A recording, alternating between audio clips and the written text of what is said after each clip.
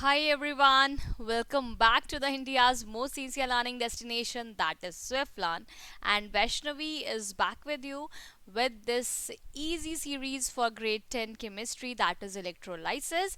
This is the second session in series, right? So far we have learned some easy concepts, and likewise I have brought the concepts in easy manner for today as well.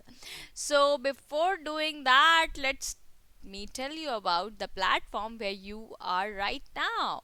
Alright, so yes, we provide you 100% live interactive classes where you get the chance to interact with all the teachers as well. Means the teachers with whom you are learning. Alright, and we believe that there should be a maximum attention to each and every one of you. For that, we have ensured that there should be a maximum strength of 6 students in the class. And when you are enrolled with us, we believe that your progress is of utmost importance for us. For that, we have our academic mentor team and who tracks your record, that how well you are doing in your classes and where you require some improvement. And yes, not to mention, but yes, we do also handle custom requests, because whenever and wherever you are finding any difficulty, we are always here to help you out from that. And moving ahead, we have multiple features which will be actually, facilitated. You will be fascinated by those things because we provide you unlimited practice test so that you can excel in your examinations, and along with that we provide you subjective test so that आप अपने answers को बहुत ही अच्छे तरीके से किस point को कहाँ पे ऐड ऑन करना चाहिए, ये सारी चीज़ें आपको clarity मिलती है with all the subjective tests, because they are assessed by the teachers over here. Okay, and very important thing is your progress report, which will be a great check on your progress. That is of importance. See, पढ़ाई तो आप करते हो, लेकिन आप अपनी पढ़ाई के साथ progress कितना कर रहे हो, आप अपने आप को uplift कितना कर रहे हो. For that, progress report is a check, and the progress report is not just a progress report on the basis of marks, but a detailed progress report including the concepts, where in which concept you have got something wrong. So that actually helps you. We by the word detail, we actually mean it. Okay, and yes, we have Swiflan Academic Test Series in which you get a chance to participate along with many students from the globe. So see, when you are in your class, you are getting a chance to compete with your fellow mates, but with this Swiftlin Academic Test Series, you get a chance to participate along with the students from all over the globe. That will be a very, very important thing for you, right? So make sure you are booking your free trial class over here. The link of the same can be found in the description box, so do check it out. And if you are here for the very first time, make sure you are subscribing the channel and hitting the bell icon. And yes, if you like the session, do press the like button as well. It really boosts us up. Okay, so let's move ahead with electrolysis part 2. What all we will be learning today, we have already covered that what is meant by electrolysis, what do we mean by the electrolytic cell, हमने cathode anode को थोड़ा बहुत जाना था. आज हम थोड़ा detail में इसको पढ़ने वाले. Alright, let's move ahead. हमने बात करी थी इलेक्ट्रोलाइटिक सेल की. तो इस सेल में क्या होता है प्रोसेस, ऑब्वियसली इसका नाम है इलेक्ट्रोलाइटिक सेल, तो इसके अंदर प्रोसेस जो होगा दैट इज इलेक्ट्रोलाइसिस. ये हम ऑलरेडी पिछले क्लास में पढ़ चुके. If you haven't gone through that video, make sure कि आप इस क्लास के बाद उसको ज़रूर विजिट करें. ओके, सो इस विसल आप उसको या सेल आप उसको बोलते हो जिसमें आपका इलेक्ट्रोलाइसिस का प्रोसेस चल रहा है. इलेक्ट्रोलाइसिस प्रोसेस में होता क्या है, जो भी आपकी इलेक्ट्रिकल एनर्जी है वो कन्वर्ट होती है केमिकल एनर्जी में. ठीक है, आप क्या करते हैं, आप एक बैटरी प्रोवाइड करते हैं, एक बैटरी सप्लाई आप देते हैं, and that is converting the energy into the chemical energy. So output देखो, ये जो है बहुत जगह पे यूज होता है. फॉर एग्जाम्पल, आपको मैंने बताया था पिछले क्लास में इलेक्ट्रोप्लेटिंग में, if you want to plate a material, suppose आपके पास एक बहुत चीप मेटल है, लेकिन आप चाहते हो कि उसके ऊपर एक क्रोमियम की प्लेटिंग कर दी जाए, इलेक्ट्रोप्लेटिंग विल बी डन. आप कहते हो ना कि ज्वेलरी, फेक ज्वेलरी है. So fake jewellery in the sense कि आप चाहते हो कि वो गोल्ड का दिखे, राइट। सो इनसाइड आपने एक चीप मेटल यूज कर लिया एंड आउटसाइड आपने उसमें गोल्ड की प्लेटिंग करवा ली, electroplating, that's what we call. So इसमें यूज होता है बच्चों इलेक्ट्रोलाइसिस का प्रोसेस। तो isn't it a thing, यानी कि अपने काम को आसान बनाने के लिए means to be economical, one can do that as well. So electrolysis is the process which actually helps us. So electrolytic cell में आप जानते हो देर आर टू इलेक्ट्रोड्स, पहले भी हमने पढ़ा था, मैं जस्ट आपके लिए रिवाइज करवा रही हूँ ये इलेक्ट्रोड्स। कौन कौन सी रॉड्स होती है हमारे पास? One is anode and one is cathode, right. आपको ये समझना बहुत ज़्यादा ज़रूरी हो जाता है यहाँ पे आयंस के लिए, क्योंकि जब भी हम इलेक्ट्रोलाइसिस की बात करते हैं तो यहाँ पर इलेक्ट्रॉन्स तो फ्लो नहीं हो रहे हैं, सोल्यूशन में कभी भी इलेक्ट्रॉन्स फ्लो नहीं होते हैं, सोल्यूशन में फ्लो कौन हो रहा है? आयंस फ्लो हो रहे हैं। और कौन कौन से आयंस होते हैं हमारे पास? पॉजिटिव आयन और नेगेटिव आयन। पॉजिटिव आयन का नाम होता है यस व्हाट? कैटायन। और नेगेटिव आयन का नाम होता है एनायन। कैसे याद रखेंगे आप एनायन को? एन आयन है ना, तो that is a single dash. Cation यानी कि अल्फाबेटिकली सी बाद में आता है, सो एक सिंगल बार, लेकिन आपको इसको करना होगा with along with one more bar, that is a positive. तो cations are positive and anions are negative. ठीक है, इतना क्लियर है। अब आगे बढ़ते हैं हम लोग कि एनोड और कैथोड कौन से बनेंगे। एनोड और कैथोड किसको कहा जाएगा? ये बड़ा इंटरेस्टिंग बात है, आपको ध्यान रखना चाहिए। अब आप समझिए कि पॉजिटिव चार्ज, आप जानते हैं कि पॉजिटिव चार्ज की टेंडेंसी होती है to go towards a negative charge. भाई सिंपल सी बात है ना। ये आपके पास ये बैटरी का टर्मिनल है, एक पॉजिटिव और नेगेटिव, राइट। सो जो भी पॉजिटिव चार्ज है वो किसकी तरफ अट्रैक्टेड होगा? इस नेगेटिव टर्मिनल की तरफ। ये नेगेटिव टर्मिनल की तरफ जो इलेक्ट्रोड कनेक्टेड है, चूंकि जो भी पॉजिटिव चार्ज का नाम क्या है? कैटायन। और कैटायन जिस तरफ मूव करेंगे तो उसी को हमने नाम क्या दे दिया? यहाँ से कैट ले लिया और इसके आगे कैथोड लगा दिया। This is cathode. So cations जहां मूव करते हैं that is called as cathode. और कैटायंस कैसे होते हैं? Positively charge. सो कैथोड कैसा होगा? नेगेटिवली चार्ज, बिकॉज आप जानते हैं लॉ ऑफ नेचर, यानी कि जहां पॉजिटिव है वहां कौन जाएगा? Negative. So cathode is negatively charge. Whereas अब जितने भी नेगेटिव चार्ज हैं वो कहाँ जाएंगे? नेगेटिव चार्ज कौन से होते हैं? Anions. So where they will be moving towards the electrode. उस इलेक्ट्रोड का हमने नाम दे दिया है एनोड। और आप देख सकते हैं एनोड कनेक्टेड है पॉजिटिव टर्मिनल से। Got the thing? So ions आपको क्लियर थे पहले ही, कैटायंस और एनायंस, वहां से हमने एनोड और कैथोड को समझ लिया। तो एनोड आपका पॉजिटिवली चार्ज है, कैथोड आपका नेगेटिवली चार्ज है। जबकि एनायन और कैटायन में ध्यान रखना, तो एक तरफ से आप ध्यान रखो, दूसरा आपके लिए ऑटोमेटिकली क्लियर हो जाएगा। कंफ्यूज मत करना। Anions are the negatively charge ions and cations are the positively charge ions. लेकिन एनायंस जहां जाएंगे उसी का नाम एनोड हमने कह दिया, राइट। तो इसीलिए एनोड कैसा है? Positively charge. कैटायंस जहां जाएंगे उसका नाम हमने कैथोड बोल दिया। तो कैटायंस पॉजिटिव कहाँ जाएगा? नेगेटिव की तरफ। Got the thing? So science दोनों के आपको ध्यान रखना चाहिए। तो आप एक को याद कर लो, दूसरा ऑटोमेटिकली आपको क्लियर है।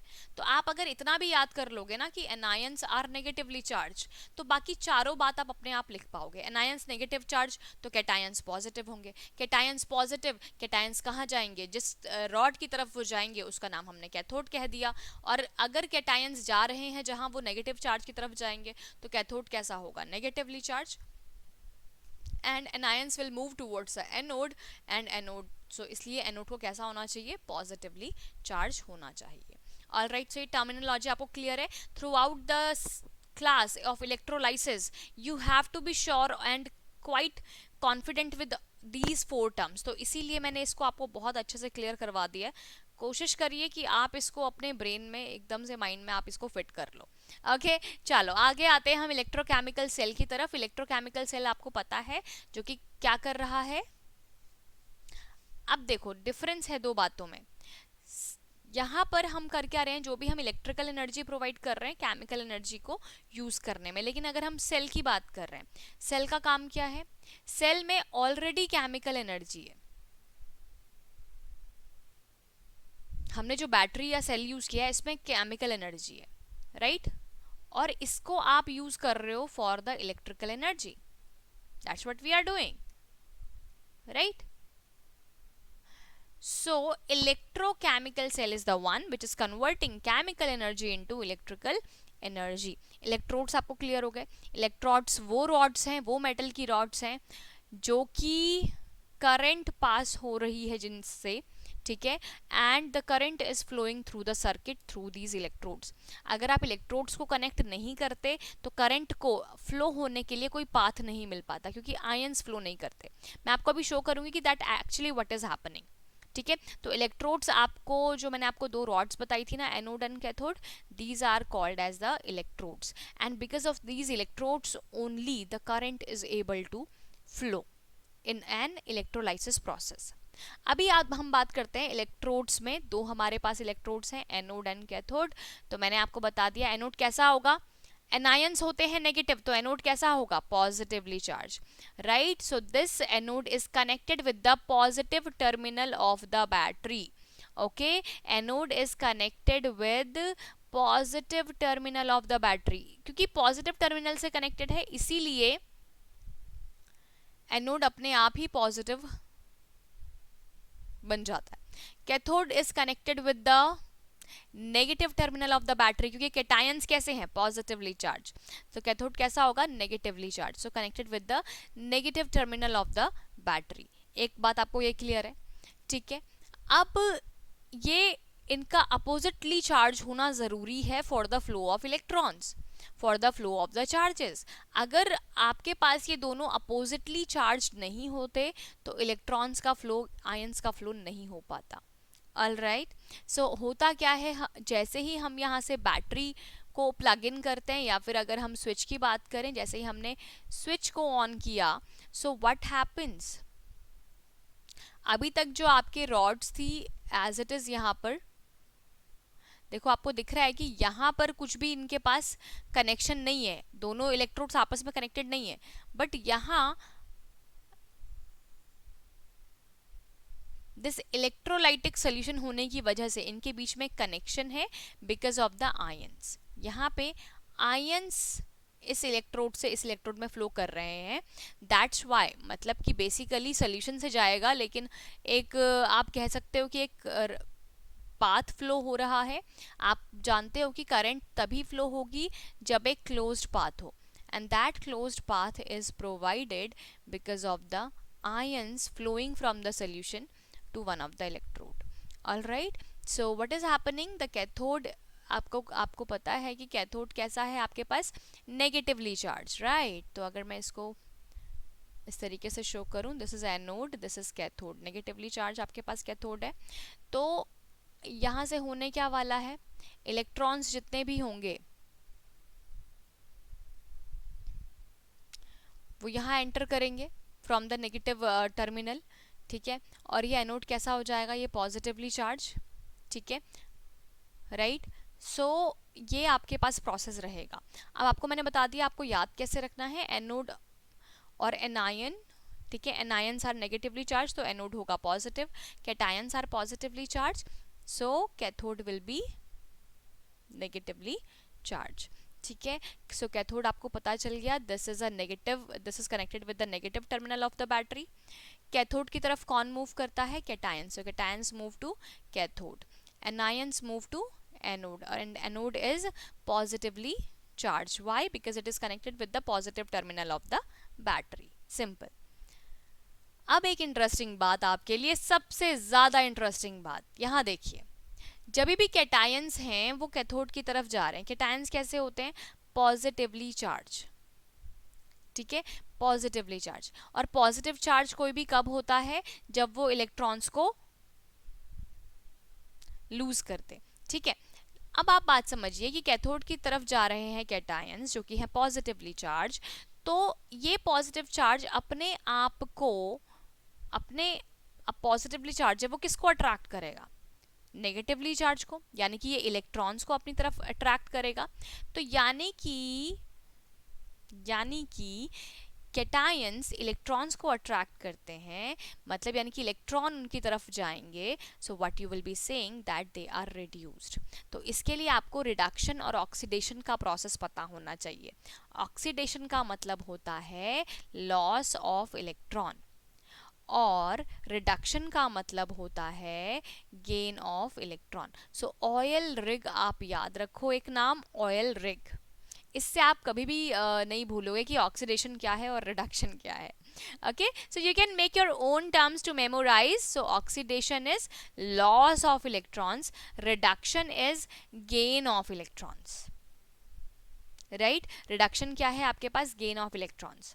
और anions are oxidized. Why they are oxidized? क्योंकि anions का formation मतलब, ठीक है, so they will be oxidized. That's what you have to keep in mind. All right, now moving to the ions, थोड़ा सा हम कैटायन एनायन की बात कर लेते हैं। तो कैटायन के पास है पॉजिटिवली चार्ज, एनायंस के पास है negatively charge. And neutral atom यानी कि which do not have means in total जितना पॉजिटिव चार्ज है उतना ही आपके पास नेगेटिव चार्ज। ओके, सो कैटायन और एनायन का डिफरेंस आप क्विकली से समझ लीजिए कि कैटायंस आपके पास पॉजिटिवली चार्ज हो गए, एनायंस नेगेटिवली चार्ज, वो आपको पहले से याद है। कैटायंस कहाँ की तरफ मूव करते हैं? कैथोड की तरफ, क्योंकि हम बात कर रहे हैं इलेक्ट्रोलाइसिस प्रोसेस के रेफरेंस में। तो आप यहाँ पे जो भी डिफरेंसेस है that you will be writing for the electrolysis process. So cations moves towards the cathode, alright, and anions कहाँ की तरफ मूव करेंगे मैं आपको बता चुकी हूँ, एनोड की तरफ। क्लियर है? अब कैटायंस की मैं बात करूं, आपके पास एक पॉजिटिवली चार्ज है, पॉजिटिव चार्ज है, ये अपने आप को न्यूट्रल कैसे करेगा? Bye gaining negative charge. Negative charge gain करना। नेगेटिव चार्ज को गेन करने का मतलब क्या है? क्या गेन करना? मतलब इलेक्ट्रॉन गेन करना।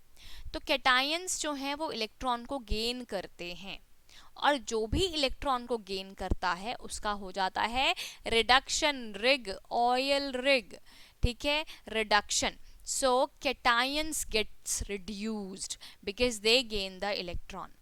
All right, anions lose the electrons to the anode and get oxidized to become a neutral atom. अब आप समझिए यहाँ पे बात भी सही है कि anions को क्या करना है? anions मतलब नेगेटिव चार्ज, ठीक है, इनको कैसा बनना है? पॉजिटिव, सॉरी इनको बनना है न्यूट्रल। न्यूट्रल बनने के लिए क्या करना होगा? कुछ पॉजिटिव, पॉजिटिव बनना होगा। पॉजिटिव कैसे बनेंगे? आप प्रोटॉन्स तो रिलीज नहीं कर सकता ऑब्वियसली, राइट, तो क्या करना होगा? लॉस ऑफ इलेक्ट्रॉन्स, इलेक्ट्रॉन्स को लूज करना होगा, वो एक्स्ट्रा जो चार्ज अपने ऊपर आया है उसको हटाना पड़ेगा। तो नेगेटिव चार्ज, अगर आप इलेक्ट्रॉन्स को लूज कर रहे हो, इलेक्ट्रॉन्स को लूज कर रहे हो, मैं आपको बता चुकी हूँ ऑयल रिग, यानी कि oxidation is loss of electron. तो अगर आप लॉस ऑफ इलेक्ट्रॉन हो रहा है तो इसका मतलब एनायंस का क्या होता है?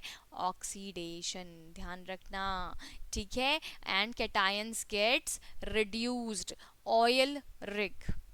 ऑलराइट, ठीक है, तो जहां पर भी आपको लॉस ऑफ इलेक्ट्रॉन्स दिख रहा है ऑक्सीडेशन, जहां पर भी गेन ऑफ इलेक्ट्रॉन्स दिख रहा है reduction, because rig, oil rig, ऐसे करके आप याद रख सकते हो। So let me share a quick video with you all.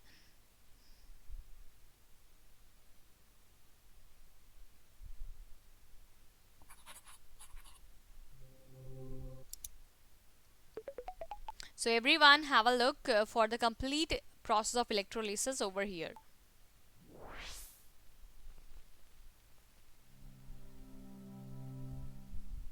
Electrolysis is electrical current flow through a liquid which causes chemical changes. Yes, you did hear that correctly. Current flowing through a liquid. Now, not all liquids can conduct. The liquid can be a molten ionic compound or an aqueous solution. In either case, it must be able to carry current. Let's take a common example, table salt. If you heat sodium chloride to over 801 degrees Celsius, it will melt. The liquid will contain free-flowing positive sodium ions and negative chloride ions. This simply means that sodium and chloride ions are free to move within the liquid sodium chloride.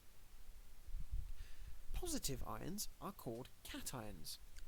Negative ions are called anions.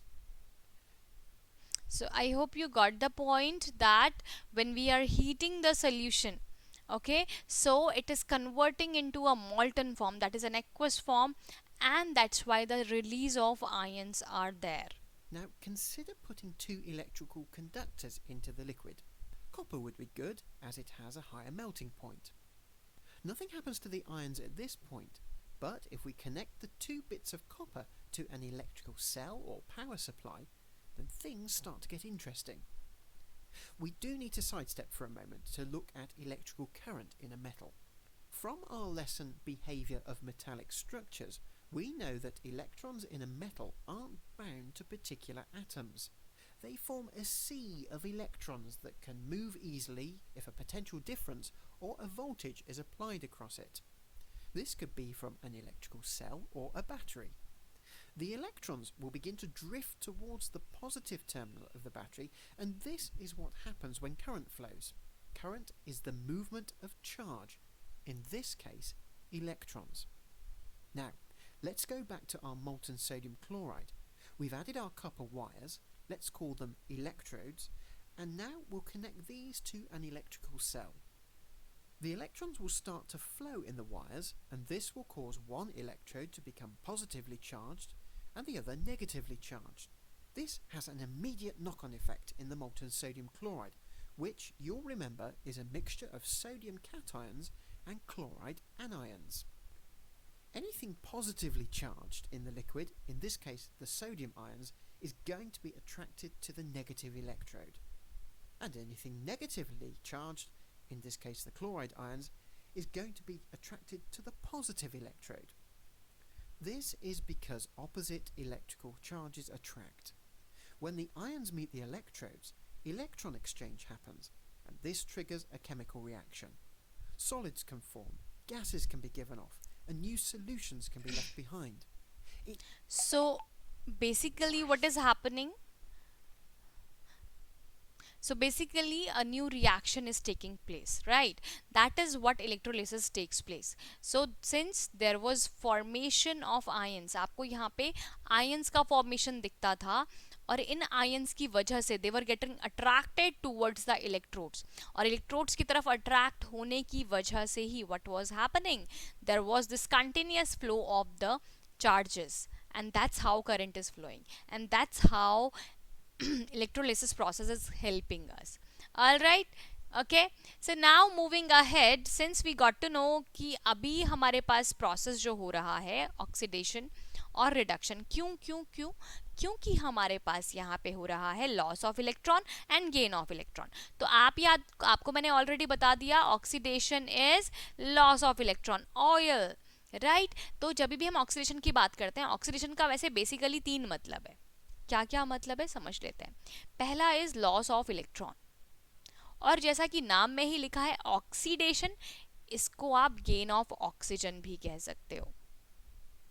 कहीं पे अगर gain of oxygen है, that is also oxidation.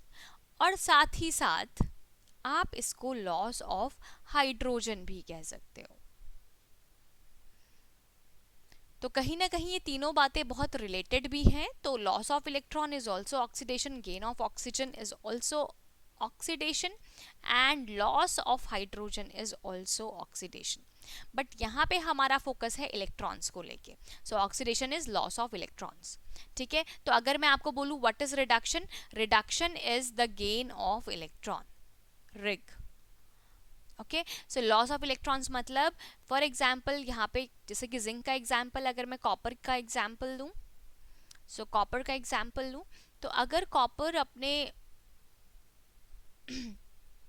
एक electron को loose कर देता है, so it will become copper plus ion. अगर ये 2 इलेक्ट्रॉन्स को लूज कर रहा है, Cu2+, you must be knowing that copper shows variable valency, right? So this is what happens in the process of oxidation.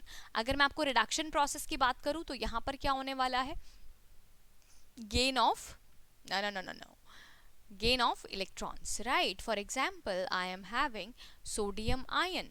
All right, sodium ion के ऊपर आप देखते हो प्लस चार्ज है। अगर ये एक इलेक्ट्रॉन को लूज को गेन कर ले तो फिर आपको एक न्यूट्रल एटम मिल जाएगा Na। तो basically reduction is what, gain of electrons, and oxidation is what, loss of electrons. ठीक है, या फिर आप इसको ऐसे भी समझ सकते हो कि आपके पास सोडियम था and it has released one of the electrons। all right, तो यहाँ पर इसीलिए मेटल्स का एग्जाम्पल यहाँ पर है, क्योंकि मेटल्स का क्या होता है, oxidation. Why? Because they lose electrons, they lose electrons, right. अगर मैं गेन ऑफ इलेक्ट्रॉन की बात करूँ तो जैसे कि आपका क्लोरीन, Cl, राइट, Cl के पास 17 electrons in its outermost shell, so it would be requiring 1 electron to form Cl minus, right. तो इसने अपने आप को एनायन बनाने के लिए इलेक्ट्रॉन का गेन किया, राइट। आप इसको यहाँ पे Cl2 लिख सकते हैं वैसे, right. So reduction is the gain of electron. So chlorine का क्या होगा है, reduction. Why? Because it has gained 2 electrons to form chloride ion. That's why chlorine is called as a reducing agent as well. Sorry, as an दूसरे को oxidise करने का agent आप इसे कह सकते हो। That's why chlorine is called as an oxidising agent. Okay, so oxidation आपको क्लियर हो गया। अभी हमें ये भी समझ में आ गया है कि oxidation and reduction are the reverse process basically. ठीक है, इसीलिए हम इलेक्ट्रोलाइसिस को रिडॉक्स रिएक्शन भी कह सकते हैं। Why redox reaction? Redox reaction का मतलब ही यही है, रिडक्शन ऑक्सीडेशन प्रोसेस। तो आपको अब पता चल चुका है कि जब भी हम इलेक्ट्रोलाइसिस की बात कर रहे हैं, यहाँ पर दो प्रोसेस होने वाले हैं, एक तो ऑक्सीडेशन और एक रिडक्शन। तो इसीलिए आप इलेक्ट्रोलाइसिस को एक रिडॉक्स रिएक्शन भी कह सकते हो। Okay, now let's move to the oxidising agent. What is an oxidising agent? Oxidising agent आपके पास वो एजेंट है जो कि दूसरों को ऑक्सीडाइज कराए।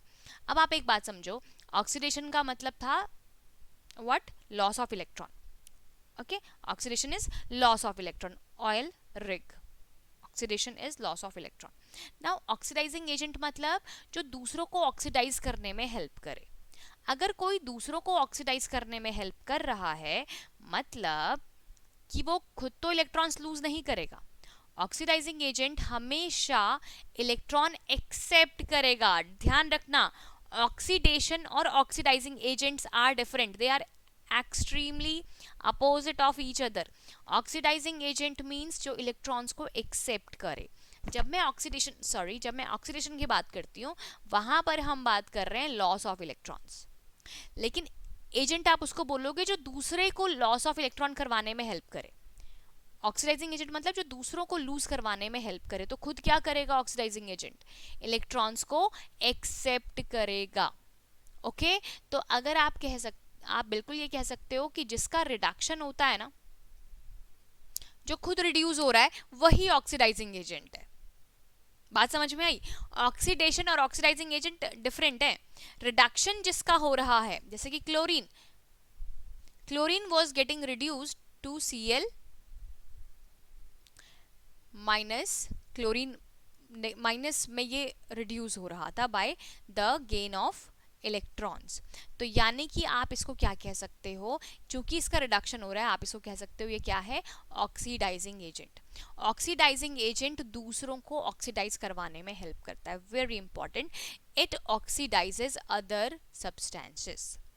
Okay, and oxidising agent will be accepting the electron. Clear हुई बात? तो अगर मैं आपको यहाँ पे पूछूं व्हाट इज रिड्यूसिंग एजेंट, तो रिड्यूसिंग एजेंट वही होगा जिसका, बिल्कुल यू गॉट इट करेक्ट, जिसका ऑक्सीडेशन हो रहा है। ठीक है, सो मेटल्स की जैसे मैं बात करती हूँ, तो मेटल्स जिनका की ऑक्सीडेशन होता है वो किसकी तरह एक्ट करेंगे, as a reducing agent. Why? Because they are helping others in the loss of electron. ठीक है, तो reducing agent will be removing the electrons from itself. Okay, all right, so now here is a question for you कि अगर मैं आपको पूछूं कि what are the oxidizing agents in the previous reactions over here, I hope यहाँ पे आपको दिख रहा होगा, ये H2S प्लस Cl2, आपको बताना है कि इसमें ऑक्सीडाइजिंग एजेंट कौन है। ऑक्सीडाइजिंग एजेंट मतलब जो दूसरों को ऑक्सीडाइज कराए। अब ऑक्सीडेशन किसका हो रहा है यहाँ पे? ऑक्सीडेशन का हमें तीन मतलब पता है, gain of oxygen, loss of hydrogen, या फिर लॉस ऑफ इलेक्ट्रॉन, राइट। तो गेन ऑफ ऑक्सीजन तो हो नहीं रहा यहाँ पे। हाइड्रोजन का लॉस देख लेते हैं। हाइड्रोजन का लॉस हो रहा है किसका? H2S। H2S has lost its hydrogen, तो हम क्या कहेंगे? H2S का क्या हो गया? ऑक्सीडेशन। ऑक्सीडेशन किसका हुआ? H2S का। तो फिर H2S क्या होगा? Reducing agent. मैं आपको बता चुकी हूँ, जिसका ऑक्सीडेशन हो रहा है उसी का नाम रिड्यूसिंग एजेंट होता है। Cl2 देखो यहाँ पर रिड्यूस हो गया। Why it is reduced? क्योंकि इसने हाइड्रोजन को गेन कर लिया, और जो रिडक्शन है, reduction is just opposite of oxidation, यानी कि loss of oxygen, gain of hydrogen, gain of hydrogen and gain of electron.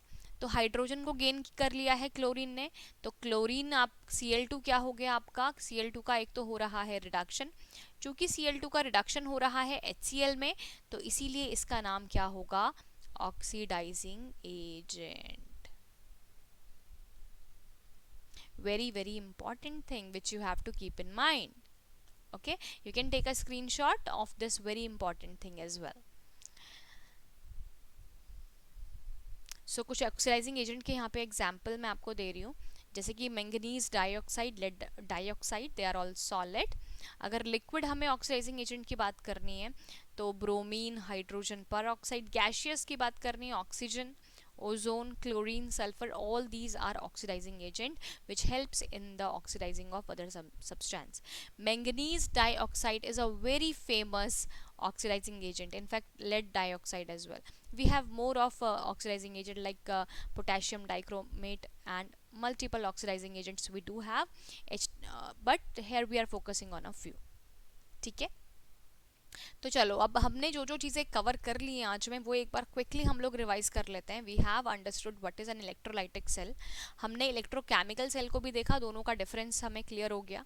Now we have seen the electrodes as well, कि इलेक्ट्रोड्स हमारे पास कौन कौन से हैं, एनोड एंड कैथोड, और दोनों में ही क्या डिफरेंस है। वहीं से हमने एनायन और केटाइंस का डिफरेंस भी समझा था। I hope that is clear to all of you. Okay, so let's move ahead with a discussion based question. I hope you can see our diagram over here and you can see that there are two electrodes. तो आपके लिए question ये है, question क्या कहता है कि give the names of the electrodes A and B. A और बी का नाम क्या होगा? Now you already know that A will be, A किससे कनेक्टेड है? पॉजिटिव से, और जो पॉजिटिव से कनेक्टेड है उसी का नाम होता है एनोड। तो बी क्या होने वाला है? कैथोड। बड़ा ही सिंपल सा concept, right? Which electrode is the oxidizing electrode? Oxidizing electrode कौन सा होगा? Oxidizing मतलब, अब यहाँ पे इसको डिकोड करते हैं हम इस वर्ड को। ऑक्सीडाइजिंग का मतलब होता है, देखो ऑक्सीडेशन का मतलब लॉस ऑफ इलेक्ट्रॉन, यानी कि ऑक्सीडाइजिंग इलेक्ट्रोड मतलब जो इलेक्ट्रॉन्स को गेन करे, एक्सेप्ट करे, यही तो हमने लिखा था। ऑक्सीडाइजिंग एजेंट मतलब जो इलेक्ट्रॉन्स को एक्सेप्ट करे। इलेक्ट्रॉन्स कौन एक्सेप्ट करेगा? जो कि पॉजिटिव टर्मिनल से कनेक्टेड है। पॉजिटिव टर्मिनल से कौन कनेक्टेड है? Anode. So oxidising electrode is the anode. अगर मैं आपको पूछती रिड्यूसिंग इलेक्ट्रोड कौन सा है, तो reducing electrode will be cathode. क्यों? देखो रिड्यूसिंग एजेंट का मतलब क्या होता है? जो कि इलेक्ट्रॉन को लॉस करे, इलेक्ट्रॉन को लूज करे। इलेक्ट्रॉन्स लूज कौन करेगा? कौन करेगा? ऑब्वियसली कैथोड पे आपके इलेक्ट्रॉन्स लूज हो जाएंगे। Clear? Okay, we have one more question. There is an example, so you have to state an example how electrolysis is an example of redox reaction. Electrolysis को हम redox reaction क्यों कह रहे हैं? Now you got it. Redox का मतलब ही है reduction and oxidation. और electrolysis में हम क्या देख रहे हैं कि reduction भी हो रहा है, यानी कि gain of electrons और loss of electrons we are able to see. Right, that's why we call the electrolysis reaction as the redox reaction. Very important thing which you have to keep in mind. Okay, right the difference between cathode and anode. Cathode और anode में क्या differences हैं? You already know that anode is connected with the positive terminal of the cell, whereas cathode is connected with the negative terminal of the cell or a battery. All right, so that's all for today, everyone. So I'm giving you a more to know fact. A more to know fact for you is electrolysis को हम water molecule से hydrogen और oxygen को separate करने के लिए भी use करते हैं, and it is used. अब ये separate हम क्यों कर रहे हैं हाइड्रोजन और ऑक्सीजन में, जहां पे हमें ऑक्सीजन की रिक्वायरमेंट है? Obviously we require it in the conditions जहाँ पे कि आपके पास हार्श कंडीशंस हैं, ऑक्सीजन की अवेलेबिलिटी नहीं है. सो एस्ट्रोनॉट्स वहाँ पर हम इसको यूज़ करते हैं थ्रू इलेक्ट्रोलाइसिस, ऑक्सीजन को वहाँ पर लिया जाता है. लाइकवाइज अगर हम सबमरीन्स की बात करें तो वहाँ पर भी इस तरीके से ऑक्सीजन को सेपरेट आउट किया जाता है, यानी कि electrolysis process is very helpful over there as well to break down water into hydrogen and oxygen. All right, I hope you got to know what all we have learned today about electrochemical cell electrodes. We have learned about ions, cations and anions. और oxidation and oxidizing agent very important thing. आप इसको एक बार go through ज़रूर करो, and if you have any doubt in it, do write to me, okay, in the chat box, in the live chat or in the chat box. Okay, so thank you so much everyone, and make sure you are subscribing the channel and hitting the bell icon as well. Okay, so good wishes to you all. Bye bye everyone, take care.